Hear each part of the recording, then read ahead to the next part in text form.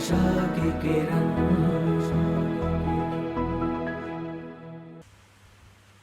એક સરસ પ્રસંગ તમને, એક યુવાનને ઇન્ટરવ્યૂ આપવા જવાનું હતું મોટા શહેરમાં. એનો આનંદ હતો.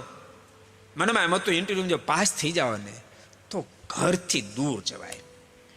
એના પિતા એને વારે વારે કાંઈ ને કાંઈ કે એને ગમતું નહોતું, જરા ટોકે ગમતું નહોતું કે બેટા ત્યાં પુસ્તક ગમે તેમ મૂક્યા છે, જરાક વ્યવસ્થિત ગોઠવ્યું ને. એને ગમતું નહોતું. ક્યારેક પિતા એમ કહે કે નળ ચાલુ છે એને જરા ખરકો કરીને બંધ કરીને પાણી વહી જાય, એને ગમતું નહોતું. જરૂર નહીં આ પંખાઓ કામ ચાલુ રાખ્યા, એને બંધ કરીને એનું ગમતું નહોતું. એટલે મનમાં થતું લપ જાય.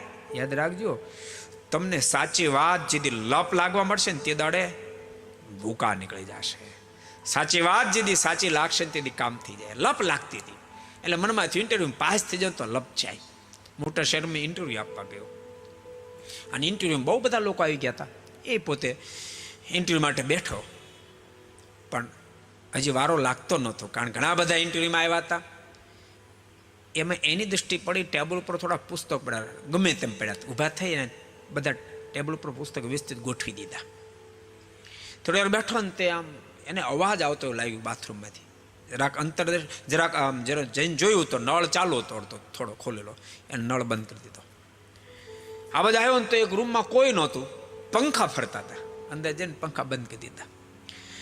એના બાપની વાત ગમતી નહોતી પણ ટેવ પડી ગઈ હતી ને, એટલે નળે બંધ કર્યો, પંખાએ બંધ કર્યા અને ટેબલ પુસ્તક ગોઠવી દીધા. અને પછી ઇન્ટરવ્યુ જ્યારે એનો નંબર આવ્યો, સાહેબની પાસે જઈને બેઠા એટલે સાહેબે એને કહ્યું કે તમે પાસ થઈ ગયા છો અને તમે કાલથી જોબ ઉપર આવી જાય છો. ઓલે કે પણ સાહેબ મેં તો તમને ફાઇલે નથી આપી, હું સીધી સીધો કેમ પાસ થઈ ગયો, તમે મારું ઇન્ટરવ્યુ નથી લીધું.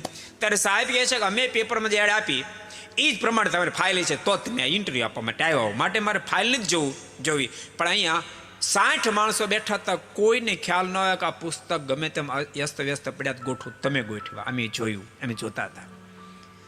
બાથરૂમમાં નળ ચાલુ હતો ને કોઈને ખબર ન પડે કે બાથરૂમ નળ બંધ કરીએ, તમે બંધ કરી, અમે જોતા હતા.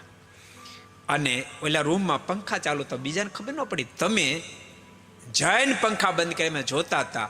આવો પ્રેક્ટિકલ માણસ અમને ક્યાં મળે, માટે તમને અમે સિલેક્ટ કરી લીધા છે.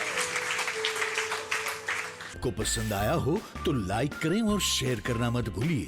सब्सक्राइब करें सरदार कथा चैनल को और बेल आइकॉन पर क्लिक करना मत भूलिए लेटेस्ट वीडियो सबसे पहले पाने के लिए.